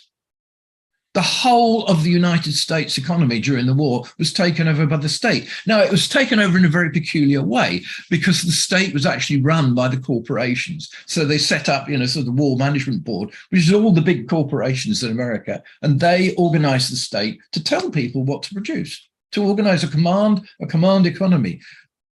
You can't run a war without a command economy. And that's why essentially, I think one of the most significant things now going on in Russia is actually the move towards command economy in very important parts of production, which are essential to military production. The next step, of course, is to organize a command economy and what's essential to human life, which is what you're going to have to do if you want to maintain the unity of the population. So let's see where the talk about Lenin begins to lead in that respect. But the paradox is this, is that it's back to the question of working class unity. Up until now, even the communist world, even the communist world was divided. So the Sino-Soviet split, 1956 meant that even though 80% of the world's population lived in countries that were split by imperialism, the fight between them consumed them more than their unity. Now, the question now is, if you get this move towards, increased influence of communism, inclusive, seeing the sense of what China's doing in the global south, will the unity which is being found, which is a pluripolar unity, hold? I think it will. It has to. If even Modi and Saudi Arabia think it's more useful to be working with Russia, then I wonder what it would take to split it. Although the United States is working on everything it can possibly do, as we know. If that comes about, the situation is actually relatively favourable for people in the North simply waking up. You can't carry on living in a bubble of self-deception forever. All history shows there's a point. The history of the German Revolution of 1917, 1918, which everybody should bone up on, shows that there's a shifting moment in a war when the population says, we have been lied to, we have been deceived, we have been worked over, and we are so angry we are not taking it. It's not for nothing that Lenin spoke of the epoch of wars and revolutions, because war is the mother of revolution. You only have to look at what happened in Portugal in 1974, which was the only European post-war revolution that there has been, when the war in Angola and Mozambique was creating such catastrophic losses on the army that the generals themselves went over to socialism, and you had the Carnation Revolution and all the rest of it. So I think there are a number of circumstances which are very favorable. They're not yet being realized. That's why we are very, small. But I think we have to be ready for our influence to get rapidly larger. And in order to do that, the key, what I see as the absolute key thing, is to be open to new developments. The one thing that I hope we do not descend into is a flurry of, how can I put it, position taking, in which we think that the key thing we now have to do is get everything right. I think we've got everything right. We've got the main things right, okay? What we now have to do, and we've got a solid record of working together, of learning to manage our differences. We've created a very good functioning editorial board. We need a lot more money, though, so don't forget to give us money. Because we have no big funders. We have no Frankfurt School Institute to support us. But we've got that. Now the thing is to be open. Now the thing is to tell the world what the new things that are going to start going on with this austerity. Thank you. Great. Thank you so much, Alan. Okay, so our last two speakers, Carlos Martinez goes first. Carlos is an independent researcher and political activist based in London. His first book, and by the way, Sarah mentioned this in her speech, and I should say that we in the manifesto stole the expression from Carlos' book. The title of Carlos's book, which is At the End of the Socialism, was just the end of the beginning. Carlos's book is called The End of the Beginning, Lessons of the Soviet Collapse, which was published in 2019. His main area of research is the construction of socialist societies, past and present, and he co-edits with Keith Bennett, who you heard earlier, Friends of Socialist China, and is a co-founder of No Cold War. So Carlos, please go ahead. Thank you very much, Radhika. Thank you very much, everyone, for participating today. Now I'm sharing a panel with a large number of people who know significantly more than me about geopolitics. And therefore, I'm going to limit my remarks to a particular area, which is the question of climate change and environmental questions in general, how they're covered in the manifesto and the developments that have taken place in the last year since the manifesto was released. So the manifesto talks of an ecological emergency of climate warming, pollution, and biodiversity loss, rendering our planet increasingly uninhabitable. And it points the blame for this situation directly at neoliberal capitalism, which has, quote, turned everything the earth offers humanity gratis into plunder and profit. And I'm afraid to say that in terms of what neo-capitalism has been doing, this analysis still holds entirely true. Indeed, the situation is in many ways worse than it was a year ago, in spite of a great deal of rhetoric and the passing into US law 2 months ago of the Inflation Reduction Act, which includes climate commitments that Joe Biden considers to be sort of the landmark success of his presidency to date. And it is unquestionably the US's most important set of climate commitments thus far. Unfortunately, that's not really saying very much, and it's still nowhere near the type of unprecedented action the world needs from the US, which of all the major countries has the highest per capita emissions in the world, and which has contributed a full quarter to global cumulative carbon emissions, in spite of having just 4% of the world's population. Even if the US meets its targets under the Inflation Reduction Act, which is pretty doubtful, let's face it, then in 5 years' time, it will still be generating significantly less renewable energy than China will generate this year. But anyway, it's more fruitful to look at what the US and its allies are actually doing, as opposed to what they say they're doing or what they will do. Most obviously, the US is driving NATO's proxy war against Russia, which is nothing short of disastrous in environmental terms. In order to punish Russia, to consolidate the Western military, economic, ideological alliance, and to generate profits for the US's domestic fossil fuel industry, the Biden administration has been heavily promoting sanctions on Russian gas and pushing Europe towards reducing its reliance on Russian energy in the long term. You might hope that at least that might mean some sort of commitment to renewable energy. It doesn't. It actually means, one, a major increase in US exports of fracked shale gas to Europe, two, a return to coal for much of Central Europe, three, ramped up drilling for oil in the North Sea, four, a renewed interest in fracking in Britain and elsewhere. All of these are significantly more damaging in environmental terms than using Russian natural gas. Hydraulic fracturing, or fracking, is an unproven and likely extremely dangerous technology which potentially causes earthquakes, water pollution, and serious leaks of methane, which has 40 times the greenhouse effect that carbon dioxide does. And even if everything goes according to plan, well, shale gas is still a fossil fuel. And to get it from North America to Europe, it has to be liquefied, stored at minus 70 degrees Celsius, and then transported by ship.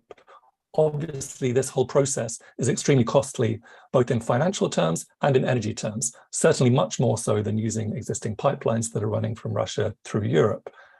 Meanwhile, Germany, for decades a poster child of the renewable energy movement, has started reopening its coal mines. Its coal use is up 17% on last year, corresponding to a decrease in natural gas imported from Russia. As most people know, coal is the worst of the fossil fuels, associated with twice the carbon emissions of natural gas. And if there isn't enough farce and irony in this whole story so far, well, it's precisely the German Green Party that's most hawkishly pushing these policies as part of their overall anti-Russia strategy. As is so often the case, the expression that comes to mind is, thank goodness for the existence of the People's Republic of China. A couple of months after the release of the manifesto last year, China announced some historic commitments, achieving peak greenhouse gas emissions before 2030 and reaching carbon neutrality by 2060. This is entirely in line with what the US and the Intergovernmental Panel on Climate Change have recommended for developing countries, and will constitute by far the fastest transition away from fossil fuels for an industrialized country. And, let's face it, China is generally in the habit of keeping its promises. It already looks like it will hit peak emissions before 2030, and it's already exceeding its targets for renewable energy generation. Coal has gone from 80% of China's power mix 20 years ago to under 50% now. That's actually a smaller proportion of the power mix than in Australia, obviously a rich and advanced country. The Belt and Road is getting greener and greener, with coal projects cut out and with a big emphasis on renewables. Actually, China is responsible for a third of all renewable energy investment globally. It's the world leader in electric buses, world leader in electric trains, world leader in electric cars. It's by far the global leader in the installation, generation, and consumption of solar power, wind power, hydropower. No country's done as much as China in terms of reforestation and afforestation. In the last 4 decades, forest coverage has doubled from 12% to 24%.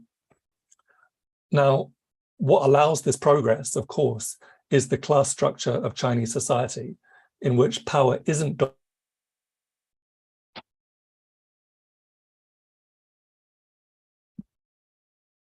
Carlos, you just froze. Green New Deal, which seems, completely marginal, sort of pie in the sky in this radical left idea in the West, is pretty close to what's actually happening in China. Unlike the US, unlike Britain, unlike the EU or Canada or Australia, China spends significantly more on renewable energy and environmental protection than it does on its military. Meanwhile, as the rich countries continue to fail to meet their commitment agreed in Copenhagen 13 years ago to provide $100 billion annually in climate finance to poorer countries, China in that same time has conducted hundreds of foreign assistance programs related to climate change adaptation and mitigation, and it's helped to build hydropower, solar and wind power stations in dozens of countries around the world, particularly the developing world, particularly the global south. All of this serves to highlight, among other things, the utter recklessness and short-sightedness of the new Cold War. If the US genuinely cared about protecting the planet and saving humanity, it would do everything possible to cooperate with China on climate change, learn from its example, benefit from its innovations. But actually it does the opposite. In support of its slander campaign regarding human rights in Xinjiang, it's imposing sanctions on Chinese products, including essential components for solar power. The people might want a Green New Deal, but what they're getting is better dead than red. It's difficult to avoid the conclusion that, in the interest of the survival of our species, the peoples of the world need to follow the example of the socialist countries to follow humanity's trajectory through pluripolarity to socialism. Thank you. Thank you so much, Carlos. I think you froze there for a minute, and I suddenly thought it was the two Carloses that had difficulties in our panel today. And I should say that Carlos Ron could not get his video fixed, so he's just going to send in his written remarks, which we'll be posting soon. And we also have an offer to publish them all. So everybody keep your scripts. Right, so our final speaker today is Ben Norton. Ben is a journalist. I mean, I should say probably most of you know who Ben Norton is, but he's a journalist, writer, and filmmaker, founder and editor of the independent media outlet Multipolarista, where he reports both in English and Spanish. His journalism focuses primarily on US foreign policy and geopolitics, and he has reported from many countries around the world. He's currently based in Latin America. So Ben, please have the last word. Thank you. It's a real pleasure to be here and to speak after so many enlightening and important comments I heard from comrades from all over the world today. I think we should understand that the moment that we're living in historically is extremely important. It's become a cliche to say that we're in a watershed moment, but I truly think that is true. And in some ways, there are similarities to the situation during World War I, but there are also some similarities in the historical situation in the lead up to World War II in the 1930s. And I'll start with the latter. I think we're in a moment in which it's widely recognized throughout the imperial core that there is a fundamental crisis within the capitalist world system, that bourgeois liberal democracy is fundamentally in crisis and significant decline. We see living standards just plummeting in the United States, for instance. We've seen multiple generations now have lower life expectancies than their parents. We see that especially with the disaster of COVID, in which more than 1 million people died in the United States alone, that life expectancy decreased by several years, especially for marginalized and oppressed communities, Black Americans, Latinos, indigenous nations. And of course, we see in Europe a significant crisis. We see entire economies are being threatened with recession. We see industries in Germany are going to go bankrupt because of the economically suicidal policy in which Europe is trying to break off all of its economic relations and energy trade with Russia, basically in the span of a few months. And of course, this is a policy that is largely being pushed by US imperialism. In this moment of extreme crisis, there are two responses. socialism or barbarism. This is the exact crisis, the exact kind of analysis that Rosa Luxemburg discussed 100 years ago. The alternative routes are socialism or more barbarism. And I think at this moment, unfortunately, the reality, especially in Europe, is that barbarism, that is fascism, is significantly on the rise. And I think it's our responsibility as anti-imperialists and as socialists to articulate another path that recognizes the fundamental crisis within the current system, that recognizes that imperialist institutions like NATO and the European Union are not worth saving in this moment in which they are fundamentally in crisis. Because the reality is that we've seen an attempt to co-opt and exploit that anti-war sentiment that is quite popular among working people in the so-called West, in the imperial core, and try to direct that energy toward the far right. We see that with the very cynical rhetoric of people like Donald Trump. We see that also in Europe with people like Marine Le Pen and other far right leaders. So I think we also need to understand that while we're seeing this crisis within the imperialist bourgeois democracies, there's a fundamental crisis within the imperialist world system. And there is an unstoppable move toward the creation of a multipolar world.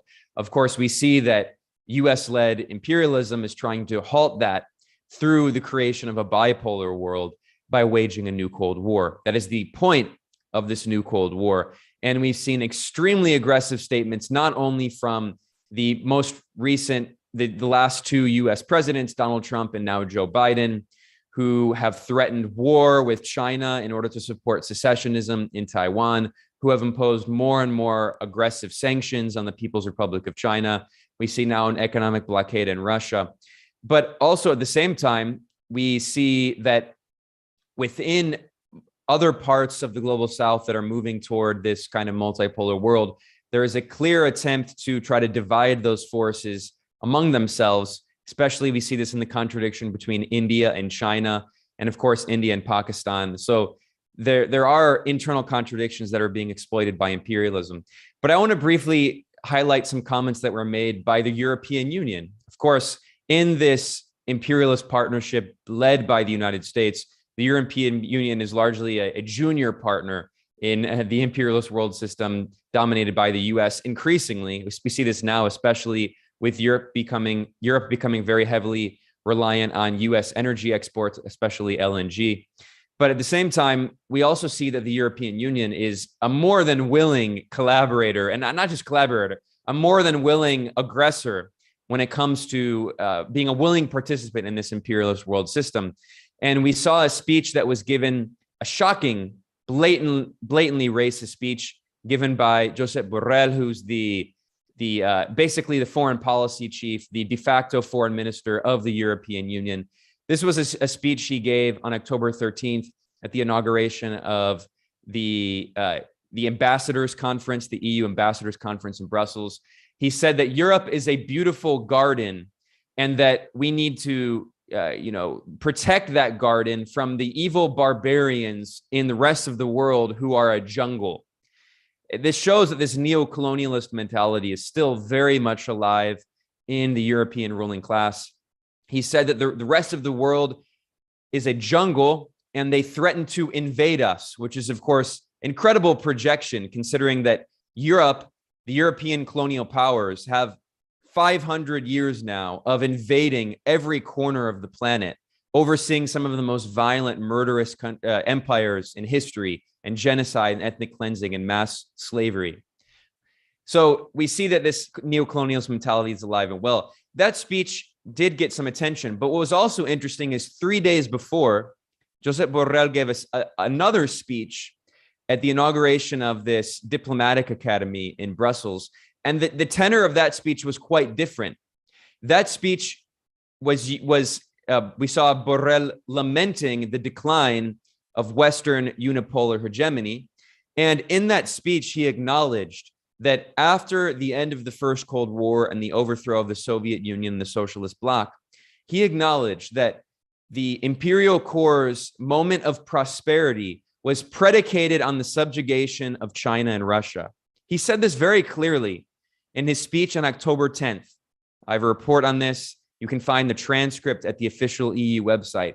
He says, our prosperity was based on China and Russia. That is an exact quote. Our prosperity was based on China and Russia. He acknowledges that it was based on the subordination of the Chinese economy and a captive market and cheap consumer goods from China, as well as cheap energy from Russia that was being exported to Europe. And of course, that cheap energy is what allowed European economies to be competitive. And we see that now with the collapse of entire industries in Germany. So this is an acknowledgement by one of the players in the imperialist world system, the EU foreign policy chief, that this unipolar imperialist order, which also is co-determinate with the neoliberal system, neoliberalism being the phase of capitalism of US-led unipolar hegemony, of the unipolar hegemonic domination of the capitalist world system by the United States and Europe. And we see this acknowledgement that that system could only have operated based on the subordination of China and Russia, and of course, the rest of the world. Now that China and Russia are no longer subordinated, now that they are independent powers, and by the way, now that they are strategic partners and building a new Eurasian bloc, we see this fundamental crisis within the capitalist world system and within the imperialist bloc led by the United States and Europe. And what is the response to that? The response to that is a drive toward global war, the US and Europe pushing the world toward World War III and the brink of nuclear apocalypse. And we also see a move toward fascism. And I'll just end with that note. I think that's the real danger that we need to grapple with. We're in this moment in which there is a fundamental institutional crisis of legitimacy, of bourgeois democracy, of capitalism itself. And there are two responses: socialism or barbarism. However, fascism has always portrayed itself, as Michael Parenti said, as a false revolution. It cloaks itself in revolutionary rhetoric against the so-called globalists, not the imperialists, the so-called globalists, which is of course very vague. It could be anti-Semitic. It could refer to liberals and people who support LGBT rights and who are against racism and feminists. It's very unspecific terminology that is used to co-opt this popular energy that recognizes that these constant imperialist wars have devastated the world and redirects that energy not against imperialism and capitalism, but against so-called globalism. Or they talk about the establishment, but they never define the establishment. They'll even say ruling class. We see Steve Bannon has talked about, he's railed against the ruling class, but he doesn't mean the capitalist class. So we see these charlatans, these sophists, who try to co-opt that popular energy and redirect it toward fascism, toward scapegoating LGBT people, scapegoating oppressed nations, scapegoating Black and oppressed nations, especially in the United States, Black people. I mean, we see an increase in white supremacy and white nationalism and in so-called Christian nationalism being espoused by some of these fascistic US politicians. So I think it's our responsibility to articulate a firm line against imperialism and war, but also a line against national chauvinism, against bigotry, and against capitalism. And that is this, in this moment, it is completely necessary. It is extremely important because we see a fundamental crisis also within the left, especially in the imperial core, that is not dissimilar to the crisis that led to the split of the Second International in 1916. And in that sense, I said, you know, we're in a moment that's similar to the 1930s in the sense of the rise of fascism and the fundamental crisis within the imperialist world system and capitalist world system. But we're also in a moment that's not dissimilar to the 1914 and 1918 period, not because I think that this war that NATO is waging against Russia is an inter-imperialist war. It's not an inter-imperialist war. It's an imperialist-led war to prevent the consolidation of this multipolar world. NATO is waging a war on Russia to destroy BRICS, to prevent the consolidation of the Shanghai Cooperation Organization, to prevent China and Russia from becoming a coherent political economic bloc that will offer countries in the global South an alternative path to economic development. That's the war that they're waging. It's not like World War I, which was fundamentally an imperialist war over the colonies. But we are in a moment that's not dissimilar to the 19 teens in the sense that there are large parts of the left, especially in the imperialist core, that have abandoned anti-imperialism and have actually given the far right an opportunity to recruit by saying that they're the ones who are against the so-called globalists, not the imperialists, when we see large parts of the left actually going along with imperialism, either tacitly or openly. So it is a struggle against both of those tendencies, the far right, but also against the opportunist parts of the left who don't support revolutionary defeatism, who see this war and say they want NATO, fundamentally the imperialist bloc, to win this war that fundamentally means the destruction of the attempt to build a multipolar world and the consolidation, further consolidation of this unipolar world that is, on its deathbed at this moment. So I can't stress how urgent that is at this historical moment. And fortunately, I think the work that you all do, and I try to do in organizations like the International Manifesto Group, cannot be more important in this critical historical moment. Thanks a lot for inviting me today.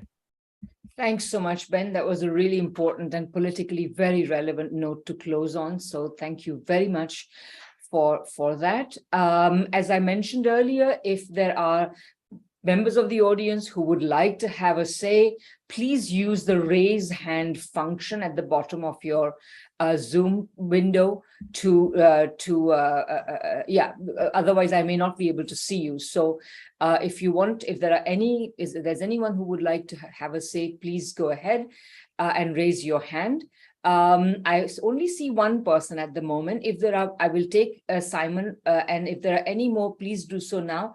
Otherwise, we will bring the event to a close. Okay. Oh, I see. Simon has gone. Simon is no longer raising his hand. No, he is raising his hand. Are you? Yes. Sorry. Okay, I have 3 hands. Yeah, I have 3 hands. Yeah. I'll take all 3 in a row, and then we'll see if there are any more. And if not, then we'll bring the event to a close. So I have Simon, Kim, and then Kim and Ku, and then Russell Harland. So go ahead, Simon. I would just like to point out that perhaps an opportunity. In some ways, it is fortunate that the US has launched a proxy war against Russia before it did so against China, because the liberal establishment has managed to paint Russia as this right-wing utopia, which I don't think is correct in the first place, but I think many on the right in the global north have accepted and identify with, and therefore oppose this proxy war.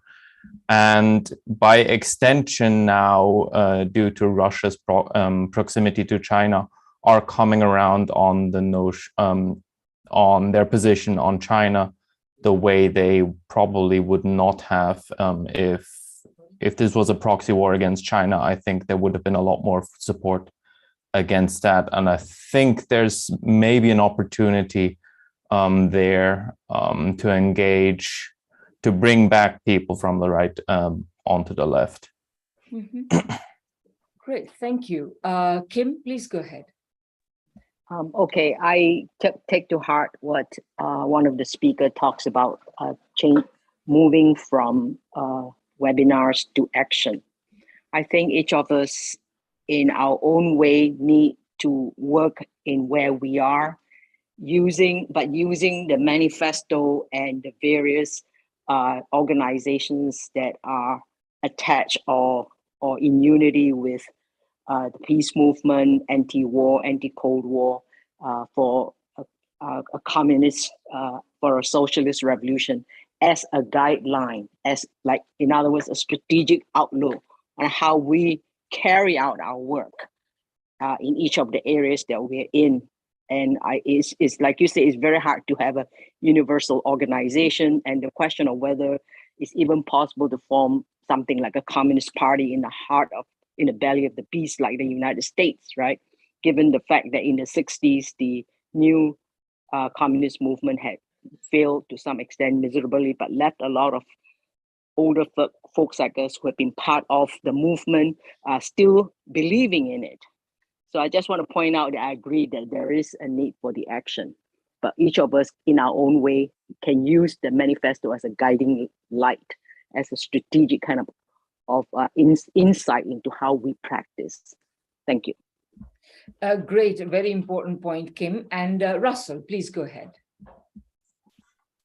Good afternoon. Just going on to what Carlos Martinez said in his introduction, that there are a lot more people on this call who have more knowledge about geopolitics. I mean, that's clear. I mean, that could be clear, I suppose, but that's not really the point. I'm sure Carlos didn't mean it like that. The point I'm thinking of, how do we reach more people?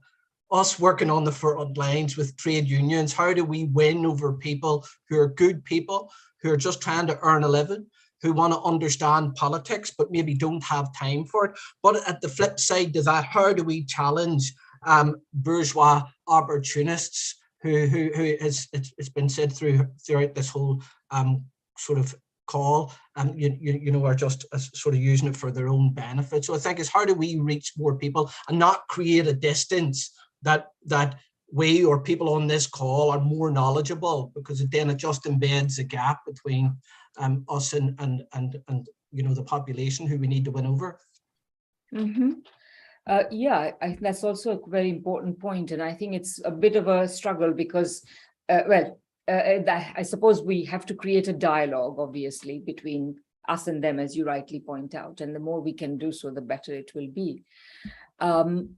If there are no further questions, perhaps we will bring our a wonderful webinar to a close for today. I will go to gallery view briefly, and yes, if there are no further questions or points, we will bring this wonderful webinar to a close. I hope everybody, all the speakers, have saved their scripts, and if you don't have a script, we will save the chat, the live transcript, and perhaps you can convert that into a proper script.